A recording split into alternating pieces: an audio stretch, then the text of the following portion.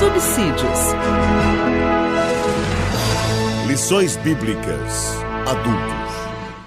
Glorificado seja o nome do Senhor nosso Deus. Quero nesta oportunidade complementar a todos com a gloriosa paz do Senhor e Salvador Jesus. Externar a Deus a minha gratidão pela vida de todos os inscritos aqui do canal Rascunho DVD. Estamos começando agora mais um programa desse canal, e onde estaremos comentando a lição de número 6 da classe dos adultos. Você está no canal Rascunho DVD e eu sou o pastor Edivaldo Pereira, né? E sendo assim, vamos dar continuidade às nossas aulas. Estamos estudando um assunto muito interessante sobre duas mulheres que fizeram história nos seus dias, no seu tempo, né? E encerramos o livro de Ruth na lição 5, na lição passada, e nessa lição agora estaremos comentando sobre Esther, tá certo? Temos aqui algumas curiosidades deste maravilhoso livro, né? E o livro de Esther, nós temos algumas curiosidades nesse livro. Um deles é que Esther não contém o nome de Deus, né? No livro de Esther contém as obras de Deus, ações de Deus, mas não contém o nome de Deus, ok? Existem dois livros que não contêm o nome de Deus na Bíblia. Um deles é Esther.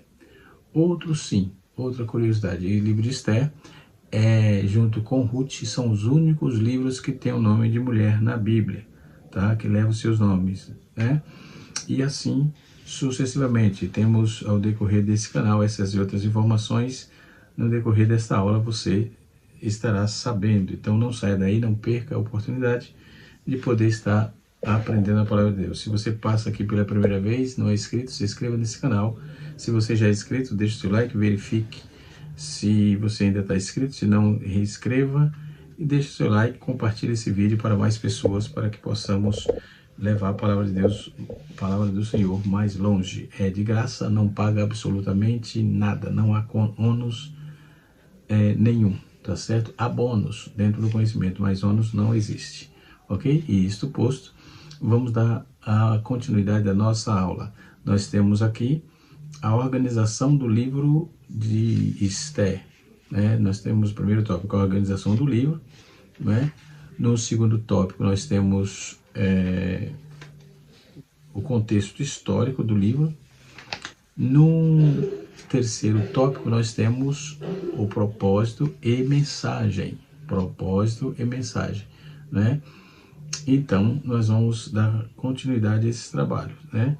Nós vamos observar, né, que em todo o contexto, né, nós vamos ver quão interessante é este livro, né? O livro de Ruth também, o de Esther poderia ser considerado também o livro das festas, né? Ela começa com festa e termina em festa, e está listado 10 festas e banquetes no livro de Esther, ok? Então nós vamos estudar esse maravilhoso livro a partir de agora, né? E como na lição 6 nós estaremos estudando agora, e depois nós vamos ver sobre a deposição de Vasti, a ascensão de Esther. Depois vamos ver também na lição 8 a resistência de Mardoqueu. Depois na lição 9 nós vamos ver a conspiração de Amã contra os judeus. Na lição 10 nós vamos estudar sobre o plano de livramento e o papel de Esther. Depois na lição 11 nós vamos estudar a humilhação de Amã e a honra de Mardoqueu. Na lição 2 nós vamos estudar o banquete de Esther, a denúncia e livramento. E na lição de número 13, última lição, nós estaremos estudando sobre a Esther, a portadora de boas novas, né? E isto posto, nós já vamos dar sequência aqui à nossa aula. Glória a Deus, tá certo?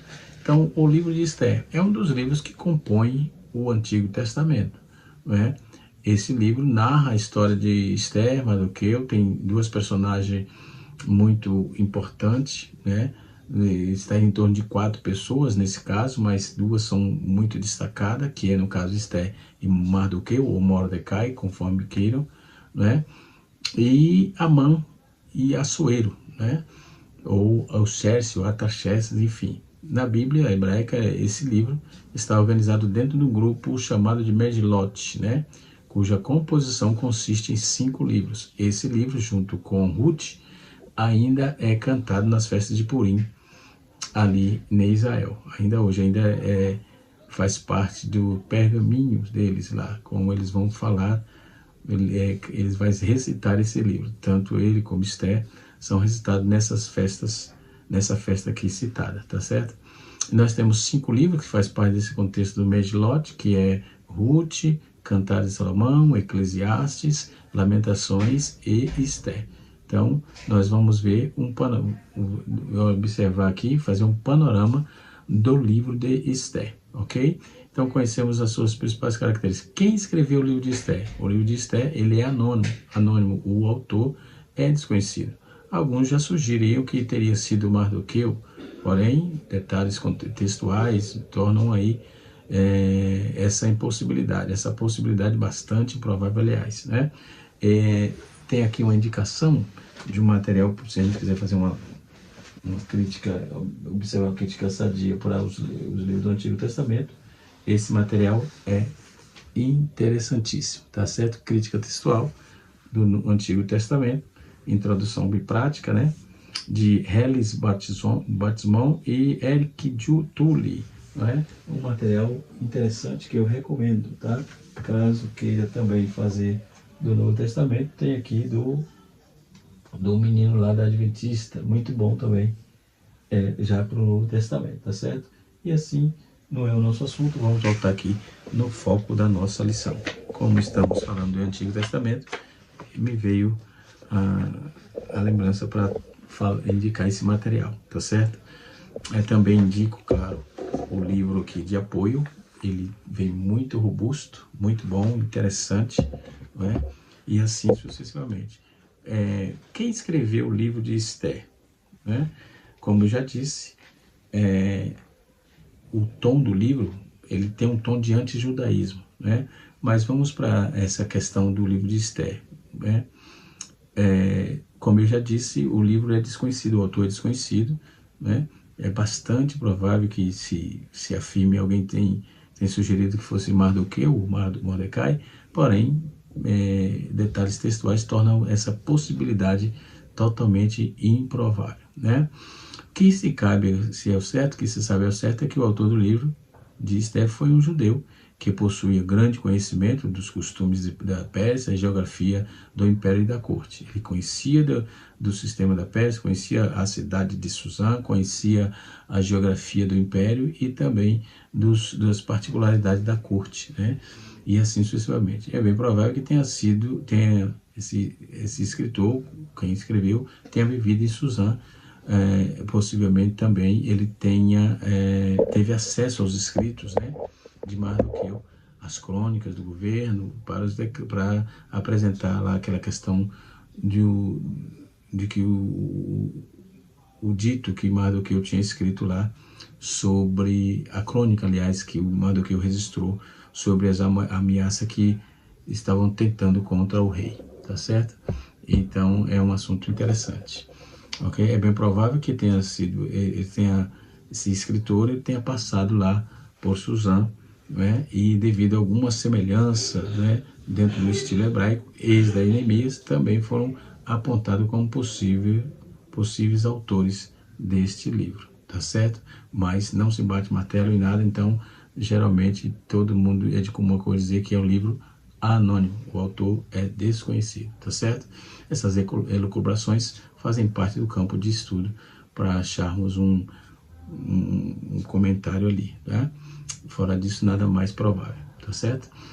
Qual a data e ocasião que o livro de Esther foi escrito, certo? A data mais provável para o livro de Esther ter sido escrito fica na segunda metade do século V a.C., né? E do início do século IV, também antes de Cristo, obviamente, e alguns tentam aí propor uma data mais recente, né? Por volta do ano 1 antes de Cristo. Entretanto, as evidências praticamente descredenciam essa sugestão, tá certo? Já falamos como o autor do Esther conhecia muito bem as dependências, né, do palácio de Suzã. Este palácio foi queimado no máximo 30 anos, né, após a morte de Assuero, no ano 465 a.C. Também o autor demonstra uma postura favorável em relação ao rei Pérsia, certo? Então, por último, aí nós vamos ver que a ausência da influência da linguística grega no texto praticamente anula qualquer possibilidade do livro ter sido escrito após o ano 331, tá certo? Quando Alexandre o Grande tomou o Império Persa, considerando tudo isto, a data entre 465, a data entre essa data aí, até o final do reinado de Xerxes, o Artaxerxes I, em 424 a.C., né? Parece ser a melhor possibilidade que temos aí, tá certo? Também indico esse material interessantíssimo, Essência do Antigo Testamento, muito interessante esse material, de Ed Henderson e Gary Heites, né? Quando vamos ver toda essa possibilidade, o propósito e a característica do livro, né? O propósito principal de Esther é explicar a origem da festa de Purim e estabelecê-la por um memorial de grande livramento que Deus concedeu ao povo, né? Ao seu povo judeu durante o período que tiver aí sob domínio persa. Há também informações de que esse dito do rei Assuero se deu 100 anos depois que os judeus já estavam ali na Babilônia, né? E naquela região de Suzã tinha aquela pequena comunidade judaica, né, que estava ali sob o reino, sob o domínio dos persas, né? No Antigo Testamento, como eu já disse, o livro não aparece, né, o nome de Deus, né? Certamente é indicada a dependência da intervenção divina, conforme está escrito no capítulo 4, verso 16 de Esther. A despeito desses desafios, Esther também tem transmitido ao longo dos séculos uma mensagem de esperança, tanto para os leitores judeus quanto para os cristãos, como para os cristãos também. O título deriva da personagem central, né, que deriva do seu nome, uma garota judia desconhecida, e se tornou uma das rainhas da Pérsia. O nome de Esther é Hadassah, não é?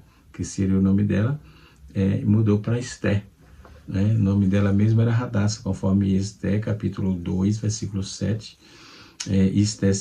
Hadassah significa murta, mas foi alterado para o nome pagão, né? O nome pagão, Esther, então é um nome pagão, né? Deriva aí da palavra persa que significa estrela ou estar. O nome estrela era uma modalidade de nome da deusa babilônica, Star ou Astaroth, enfim. Então o livro de Esther é um dos 5 livros chamados desse Megliote, ou de Megillote, como eu já disse, né? E eles eram lidos em diversas festas de Israel. Então Esther era um livro lido na festa de Purim, o qual celebrava o livramento e a preservação dos judeus durante o período persa, que os persas dominaram. Então o livro de Esther é uma obra anônima, foi escrita lá, então, como eu já disse, que o autor possivelmente teria conhecimento, o autor sabia da existência dos 7 conselhos reais, que viam na face do rei, no Esther capítulo 1, versículo 14, sabia do sistema postal bem organizado, não é? E esse sistema postal dentro do império, não é? Era feito pelo correio a cavalo, ok? Então, na prática, por exemplo, ele sabia, na prática, de respeitar os altos funcionários, Esther capítulo 3, versículo 2, do registro escrito daqueles que faziam bem ao rei e da recompensa que era dada. Foi isso que aconteceu com Mardoqueu, né? Quando ele viu uma conspiração que os funcionários próximos do rei estavam fazendo, ele denunciou isso, colocando lá na crônica, e o rei o recompensou. E a história, nós sabemos que Mardoqueu foi totalmente honrado no lugar do tal de Amã, tá certo? Então, esse personagem também, ele conhecia do anel real de Sinete, no capítulo 3, versículo 10, porque ele faz citação disso tudo. Esté tem 10 capítulos, tá? 10 capítulos. Eles também sabiam dos decretos reais, persas irrevogáveis, da relevância das datas especiais, do cavalo real e a sua coroa, e da prática de alimentar sobre os leitos, né? E do fato de que os reis persas faziam tudo em grande escala, grande banquete, com duração de 6 meses, né? Exibindo aí escritos do Mardoqueu, exibindo aí 15 quinzenas, né? Aliás, eles faziam isso por 6 meses, porque eles exibiam riqueza, eles esnobavam as suas riquezas. Então, as fontes do autor certamente incluíam os escritos de Mardoqueu, a palavra de Esté, os livros das crônicas, né? Tudo isso, o escritor tinha todas essas informações, porque foi citado com bastante abrangência, né? Então, os livros dos reis dos medos persas, por esse motivo, muitos acreditam que Mardoqueu tenha sido o autor, tá certo? Só que, como eu disse, nada se bate martelo sobre essa questão. Então, os acontecimentos do livro de Esté abrangem um período de 10 anos, né? De 483 a 473. A história, ela começa no 3º ano do rei Xerxes, nome grego chamado de Assuero, em hebraico Kirhashar-se, né? Em persas, Xerxes, que governa. Então, vamos lá, no grego o nome Assuero, no hebraico é chamado de Carrixás. No nome persa é chamado de Xerxes. Então, o Império Persa, no início até a África, início da Índia, foi da Índia até a África, né? Era ali que era o Império Persa, né? No capítulo 1 de Esté, no ano de 486 a 464. Portanto, os acontecimentos registrados no livro sucederam depois do retorno de Zorobabel a Jerusalém, né? Conforme está datado aí de 538 a.C. Antes do retorno de Neemias, em 440. Em geral, os estudiosos conservadores da data as ocorrências do período da seguinte maneira. Por exemplo, a tabela a seguir. Embora os acontecimentos do livro de Esté tenham acontecido 483 a 473, tenha transcorrido durante o reinado de Xerxes. A obra provavelmente foi escrita depois de seu governo. O texto indica que Esté, que a festa de Purim foi estabelecida durante o reinado e já era comemorada aí há algum tempo, né? Esté capítulo 9, versículo 28 e 32. Já o escritor parece ele falar sobre Xerxes em sua administração, o pretérito, sua administração falava no pretérito. Todavia, o livro não foi escrito depois de 400 anos, tá? E como pode ter percebido, a causa de suas características históricas, linguísticas, bem como a sua ausência de qualquer influência grega, né? Não tem influência grega nenhuma no livro de Esté, né? O livro de Esté foi escrito para os judeus que viviam fora de Israel. A palavra judeu ou judeus é mencionada 51 vezes. Outra característica interessante, outra curiosidade interessante. A palavra judeu ou judeus é mencionada no livro 51 vezes. Embora muitos judeus persas tivessem a sensação de estarem separados do cuidado protetor de Deus, e de seu amor, por não terem acesso ao templo, não viver na Terra Santa. Então, a mensagem de Esté ela vai para, clara, Deus ama o seu povo, cuida dele independentemente de onde vive e da circunstância em que se encontra. Então, Esté era um símbolo disso, né? Quando vamos falar da estrutura, possui duas grandes partes. O livro de Esté, primeiro, registra a ameaça ou risco que pairava sobre os judeus. Essa seção pode ser subdividida na seção de Esté ao trono, né? E no complô de Amã para destruir os judeus, né? Essa seção também ela apresenta 4 banquetes de Xerxes, né? Esté capítulo 1, versículo 3, versículo 5 até o versículo 8, capítulo 9, versículo 8 e 9, capítulo 2, versículo 18. Então, na segunda parte do livro, o texto registra o livramento e o resgate dos judeus. Então, essa seção ela está subdividida sobre o triunfo de Mardoqueu e sobre Amã, o triunfo de Israel sobre os seus inimigos, e essa seção também apresenta o segundo banquete de Esté, que aí está no capítulo 7, e a festa de Purim no capítulo 9.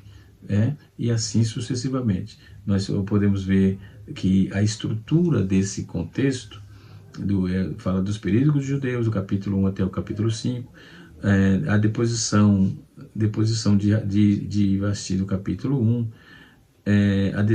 o destino de Esté no capítulo 2, o decreto contra os judeus no capítulo 3, a decisão de Esté no capítulo 4 e 5, o livramento dos judeus no capítulo 6 a 10, a recompensa ao heroísmo de Mardoqueu no capítulo 6, risco de Esté no capítulo 7, vitória dos judeus no capítulo 8 e 9 e a vindicação de Mardoqueu no capítulo número 10, ok?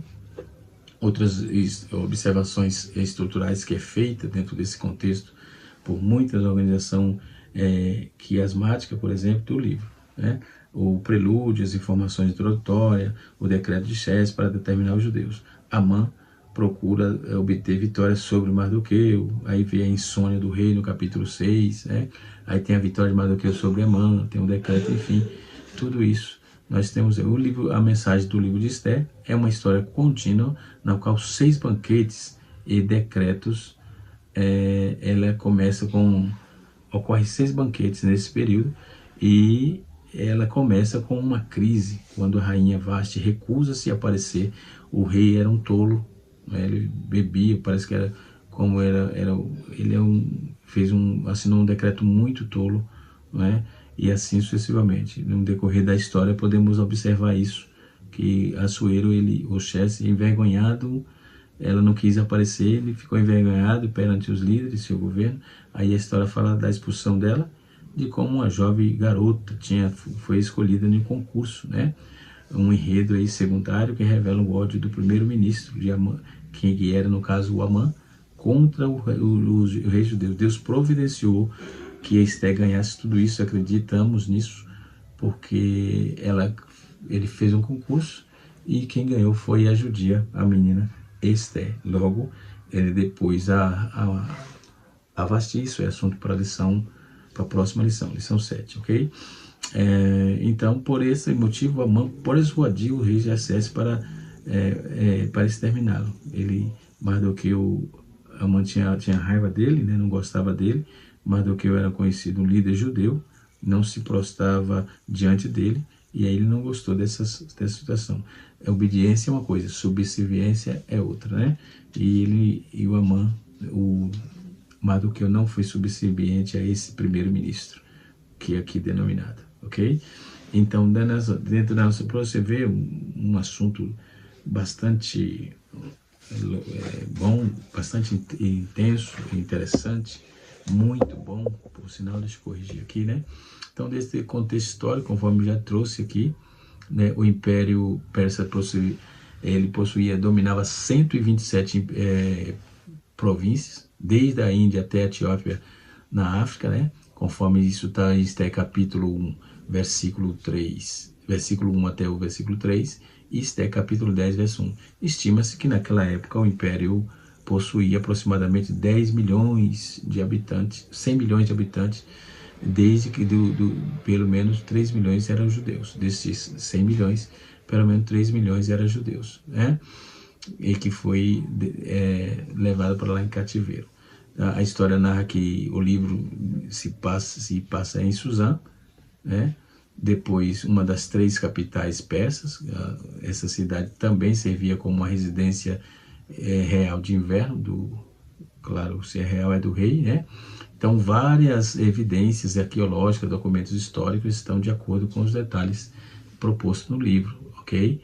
Existe também indício que havia uma lei que limitava o governante persa de ter uma única esposa, porém o livro de Esté afirma que havia um harém no palácio de Assuero, um harém para trabalhar um pouco isso, nós temos aqui esse livro que trabalha bastante, é muito interessante, George Forrest, História da Religião de Israel, e esse aqui também trabalha de forma bastante abrangente também essa questão desses haréns aí, tá certo? Esse aqui é Roland de Vaux, né? E esse aqui é George Forrest, né? Esses livros são livros de cabeceira para quem quer estudar essas historicidades aí, ok?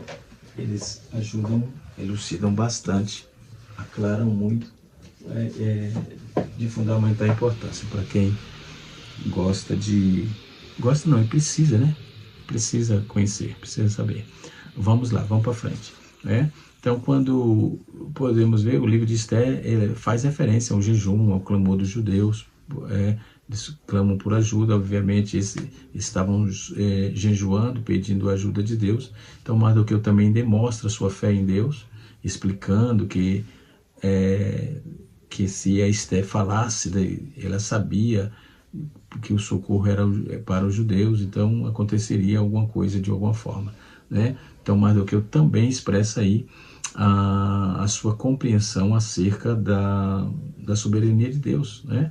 Quando ele enxerga a providência divina na posição de honra que foi dada à sua sobrinha Esther. Capítulo 4, verso de número 13 e 14, né? Vai trabalhar essa proposta. Aqui também vale mencionar que o versículo que destaca a fala dos sábios, né, e da esposa de Amã, né, quando ela disse, quando lhe disseram, se Mardoqueu, ou Mordecai, diante de quem já começaste a cair, da dependência dos judeus, da descendência dos judeus, não prevalecerá contra ele. Antes, certamente cairá diante dele. Esther capítulo 6, versículo capítulo 6, versículo 13, né? Nesta frase que está mais claro que é a referência ao poder e à glória de Deus de Israel e do fracasso iminente do arrogante, vaidoso Amã. Arrogância e vaidade é o buraco da derrocada, o buraco do abismo da derrota, não tenha dúvida alguma, né? Todos arrogantes não prosperam, ele vai indo, logo ele mesmo cai na armadilha que fez. Foi o que aconteceu com o próprio Amã, né?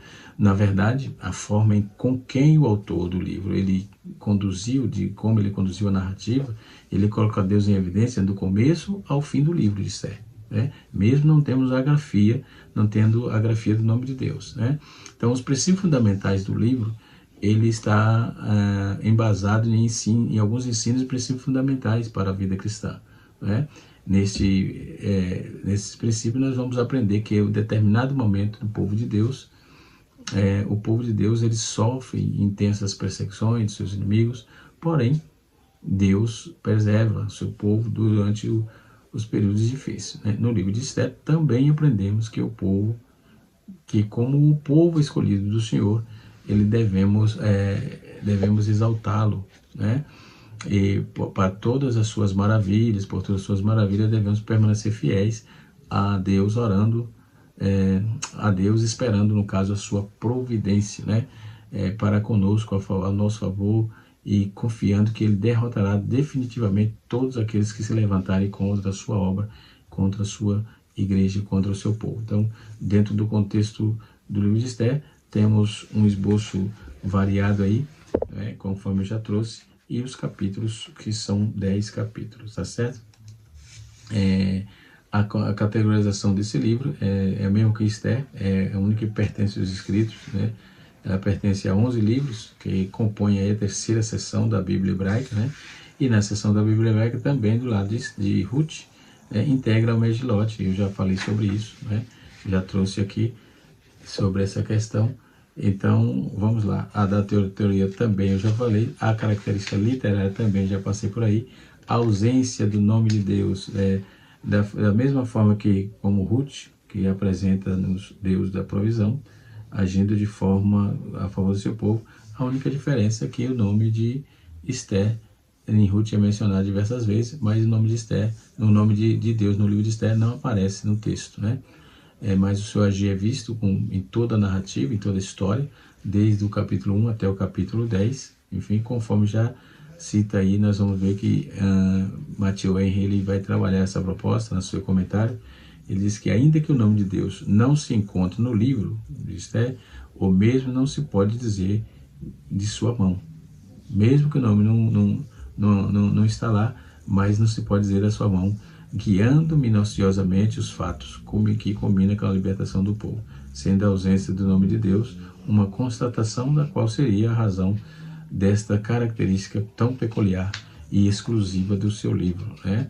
Nós vamos ver que o Arque Júnior também vai trabalhar essa proposta e admite não ser fácil responder a essa pergunta, né? Quando eu pedir a melhor explicação que se oferece à narrativa tratada, principalmente daqueles judeus que tinham deixado passar a sua oportunidade de voltar à terra da promessa, escolhi ficar com os gentios depois da volta dos remanescentes no ano 536. É certo que todos os atos desse dramático episódio desdobram aí em um território gentio. É igualmente certo de que a soberania da providência de Deus é clara, subentendida no capítulo 4, versículo 14, pois se te calares, agora o socorro e o livramento seguirão de outra parte para os judeus, mas a tu e tua família serás eliminado. Quem sabe se não foi para este momento que fosse conduzido à realeza, né? E assim sucessivamente. Então, quando vamos falar do secularismo, Esther é o secularismo, está na nossa revista aqui, né? Está na nossa revista e na página do livro aqui, Teologia, Dicionário Teológico, né? Ele vai fazer essa observação aqui, eu até deixei marcado, ok? Então, quando vamos trabalhar aqui na revista, né? Quando vamos ver no contexto do auxílio, no contexto histórico, no tópico número 2, né? Vamos ver aqui no tópico número 3 a providência divina, a falsa estabilidade.